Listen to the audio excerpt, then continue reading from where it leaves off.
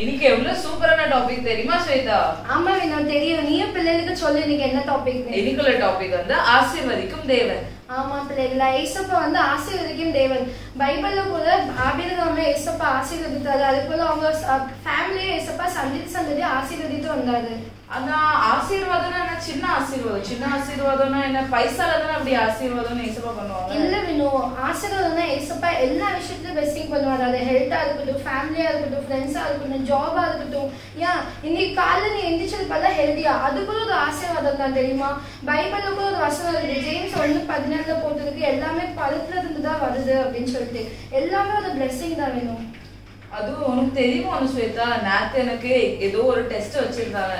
அந்த டெஸ்ட்டுக்கு நான் கொஞ்சம் தான் படிச்சுட்டு போனேன். ஆனா எனக்கு நான் என்னெல்லாம் படிச்சேனோ அதான் வந்து நான் எல்லாமே எழுதிட்டு எனக்கு எவ்வளவு சூப்பரமா கிடைச்சு தெரியுமா? அது ஒரு ஆசீர்வாதம் தான் ஸ்வேதா. ஆமா வேணும். சின்ன விஷயத்துல இருந்து பெரிய விஷயம் எதுனாலும் இருக்கட்டும், எல்லாமே நம்ம வந்து ஏசப்பா வந்து நம்ம ஆசீர்வதிச்சுட்டே இருப்பாரு. எல்லாமே ஒரு பிளெஸிங் தான்.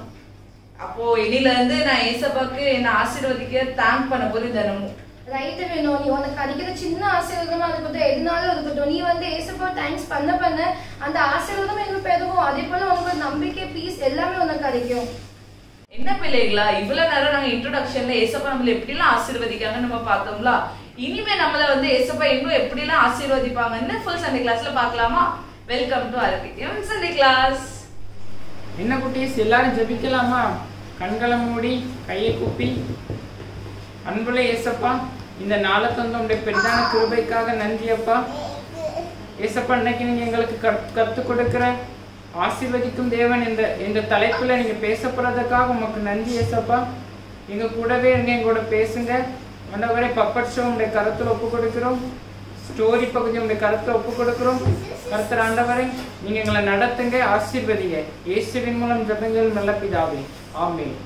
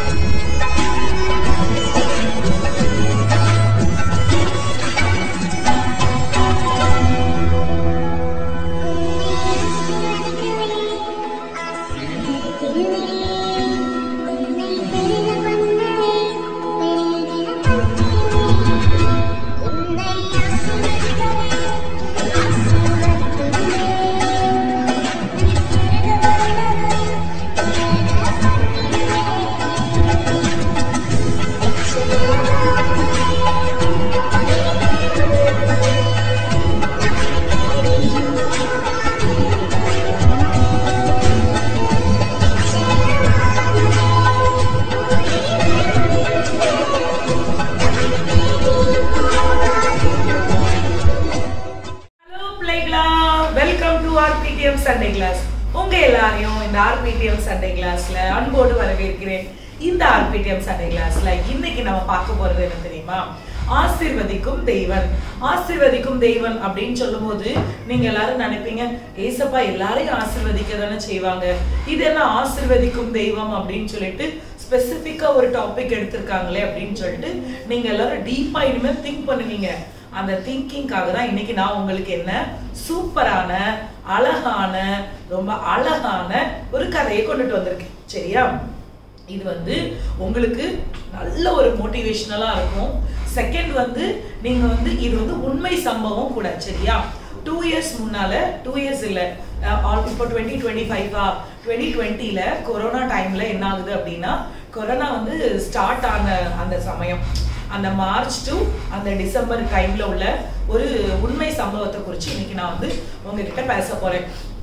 அந்த டைம்ல ரொம்ப கொரோனா வந்து ரொம்ப பீக் லெவல்ல இருந்துச்சு. அப்போ ஒரு அக்கா, ஒரு தம்பி, ஒரு அம்மா, ஒரு அப்பா, ஒரு 4 ஃபேமிலி மெம்பர்ஸ் கொண்ட ஒரு அழகான குடும்பம் இருந்துச்சாம். அந்த குடும்பம் என்ன பண்றாங்க அப்படின்னா, அவங்க அப்பா வந்து ஒரு ஆட்டோ டிரைவர். கொரோனா டைம்ல என்ன ஆகுது அப்படின்னா, அந்த ஆட்டோ டிரைவரால பேசஞ்சர்ஸ் யாருமே இருக்க மாட்டாங்க, யாருமே ஆஃபீஸ்க்கு யாருமே வெளியே போக மாட்டாங்க. அப்போ ஆப்வியஸ்லி அவங்க என்ன பண்ணுவாங்க, ரொம்ப வறுமையில ரொம்ப கஷ்டப்பட்டு ரொம்ப சாப்பாட்டுக்கே ரொம்ப ஸ்ட்ரகிள் பண்ணிட்டு இருந்தாங்க. ஒரு நாள் என்ன ஆகுது அப்படின்னா, அந்த அக்காவுக்கு வந்து திடீர்னு வந்து இந்த மாம்பழம் பழங்கள் சாப்பிடணும் அப்படின்னு ரொம்ப ஆசையா இருந்துச்சாம். அப்போ அந்த அக்கா போய் என்ன பண்றாங்க, அவங்க அப்பா கிட்ட, அப்பா எனக்கு வந்து மாம்பழம் சாப்பிடணும்னு ஆசையா இருக்கு, எனக்கு வந்து ஐஸ்கிரீம் சாப்பிடணும் ரொம்ப ஆசையா இருக்கு அப்படின்னு சொல்லிட்டு அவங்க அப்பா கிட்ட ரொம்ப தொல்லை கொடுத்துட்டே இருந்தாங்களாம். அப்போ அவங்க அப்பா என்ன சொல்றாங்க, செல்ல குட்டிகளா, நீங்க எல்லாரும் நல்லா கேட்கணும், அப்பா கிட்ட பைசா இருந்து அப்படின்னா கண்டிப்பா நான் உங்களை என்ன பண்ணியிருந்திருப்பேன், நல்ல ஒரு ஹோட்டலுக்கோ இல்லைன்னா நல்ல ஒரு பழ வகைகள்லாம் நான் உங்களுக்கு வாங்கி தந்திருப்பேன். ஆனா இப்போ வந்து நமக்கு அரிசி பருப்பு வாங்குறதுக்கு கூட நம்ம சூழ்நிலைமை என்ன பண்றதுக்கு என்ன எப்படி இருக்கு அப்படின்னா, ரொம்ப மோசமான ஒரு இக்கட்டான சூழ்நிலையில நம்ம வந்து இருக்கோம் அப்படின்ட்டு அந்த ஆட்டோக்காரர்கிட்ட வந்து சொல்றாங்க. சொல்லும்போது என்ன ஆகுது அப்படின்னா வந்து நாட்கள் அப்படியே உருண்டோடுது. அவங்களும் நல்ல ஒரு ஜெபிக்கிற ஃபேமிலியா இருக்காங்க. ஸோ ஜோம் பண்ணிட்டே இருக்கும்போது என்ன ஆகுது அப்படின்னா, இவருக்கு வந்து ஒரு ஒரு வெளியில இருந்து பிக்கப் பண்ணி ஒரு இடத்துல கொண்டு போய் ட்ராப் பண்ற மாதிரி ஒரு பேசஞ்சர் வந்து இந்த ஆட்டோ டிரைவரை வந்து என்ன பண்றாங்க அப்படின்னா புக் பண்றாங்க.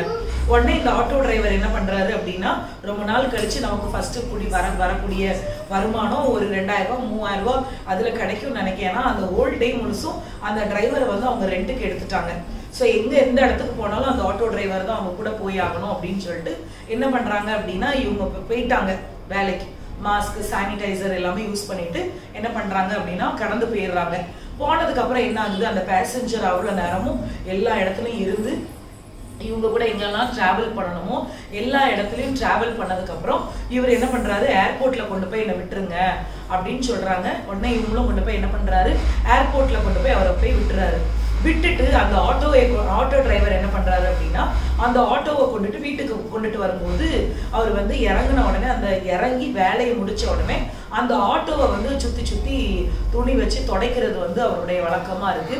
ஸோ அவர் என்ன பண்றாரு அப்படின்னா, ஒரு ஈரமான துணியை எடுத்து அந்த ஆட்டோவை தொடச்சிட்டு இருக்கும்போது அந்த நபர் வந்து பேசஞ்சரா இருந்த அந்த நபர் வந்து ஒரு பேக்கை வந்து விட்டுட்டு போயிடுறாரு.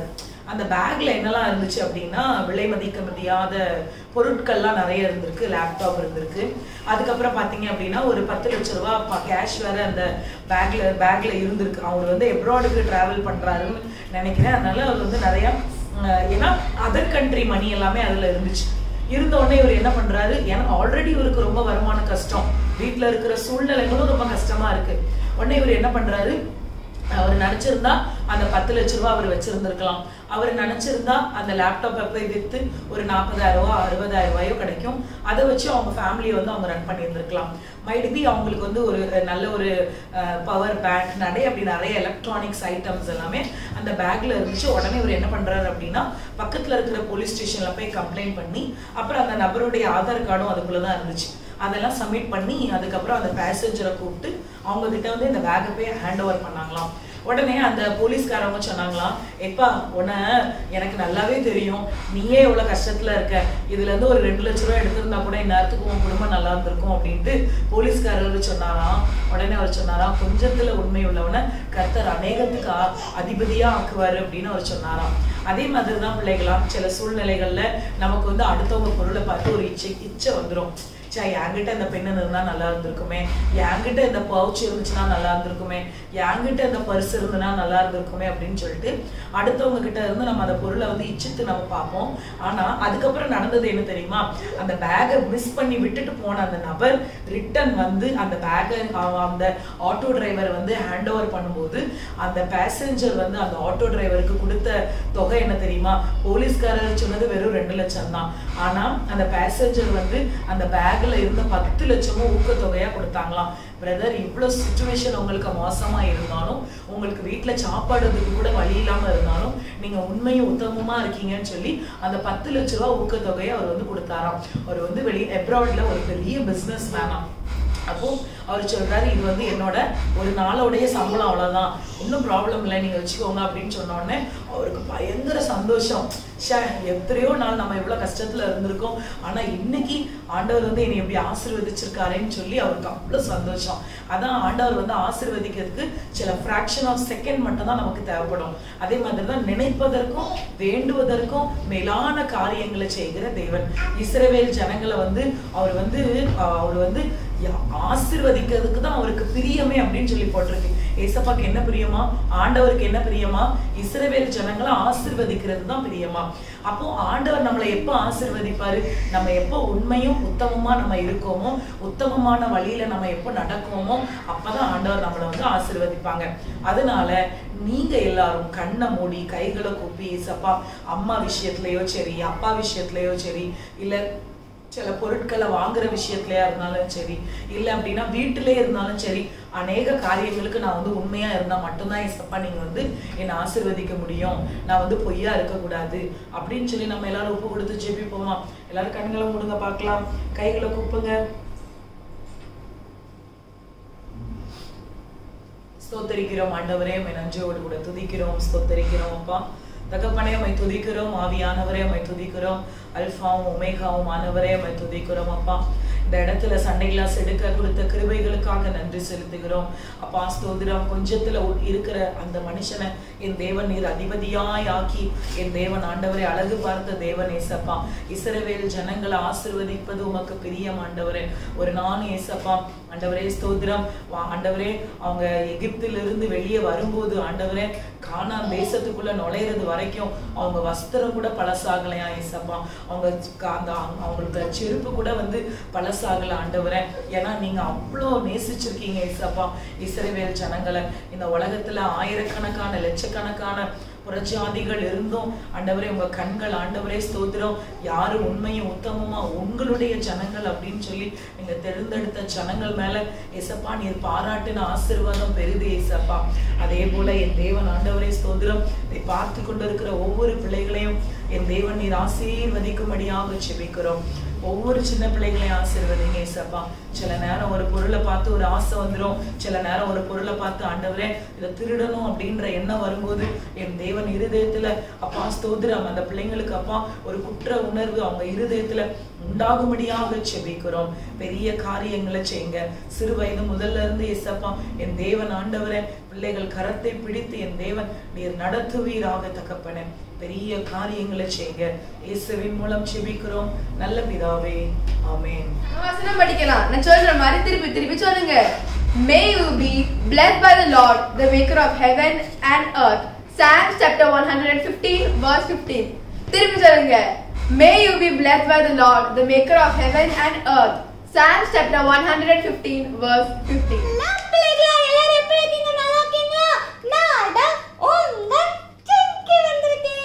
ஹலோ சிங்கி. ஹலோ அக்கா. இன்னைக்கு ஃபுல்லா ஒரே உற்சாகத்தோட இருந்த மாதிரி இருக்கு.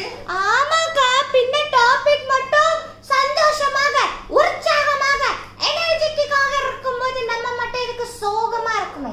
கரெக்ட் சிங்கி. ஆமா, நீ டாபிக் என்ன சொல்லு பாப்போம். ஆசீர்வதிக்கும் தேவன். ஆமா சிங்கி, இந்த டாபிக் கேட்டோன்னு உனக்கு என்ன சிங்கி ஞாபகம் வருது? நிச்சயமாகவே முடிவு உண்டே, நம்பிக்கை வீண் போகாது. சோ அதுக்கப்புறம் பாடு. உன்னை ஆசீர்வதிக்கவே ஆசீர்வதித்திடுவேன், உன்னை பெருக பண்ணுவேன் பெருக பண்ணிடுவேன், உன்னை ஆசீர்வதிக்கவே ஆசீர்வதித்திடுவேன், உன்னை பெருக பண்ணுவேன் பெருக பண்ணிடுவேன். ஆமா சிங்கி, ஆண்டவர் வந்து நம்மள என்ன பண்ணுவாங்க? எப்பவுமே ஆசீர்வதிச்சு பெருக பண்ணுவாங்க. அவர் பொய் சொல்லும் மனிதன் அல்லக்கா, அவர் மனமாற பண புத்திரனும் அல்ல. அம்மா சிங்கி, இப்போ நம்மளுக்கு ஆண்டவர் வந்து ஆசீர்வதிப்பேன்னு சொல்றாங்கல்ல, அப்படி நம்ம அந்த ஆசீர்வாதத்தை பெற்றுக்கொள்றதுக்கு நம்ம ஷார்ட்கட் ஏதாவது எடுக்கணுமா சிங்கி?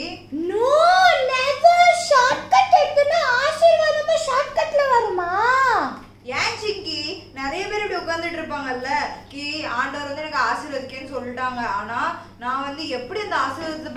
அப்படின்ட்டு இருக்காங்க. அப்ப அவங்க என்ன பண்ணுவாங்க, அந்த இதுன்னு ஏதாவது சீட்டிங் வேலை பார்த்து ஏதாவது ஷார்ட்கட்ல போய் இந்த ஆசீர்வாதத்தை பெற்றுக்கொள்ளலாம் நினைப்பாங்கல்ல.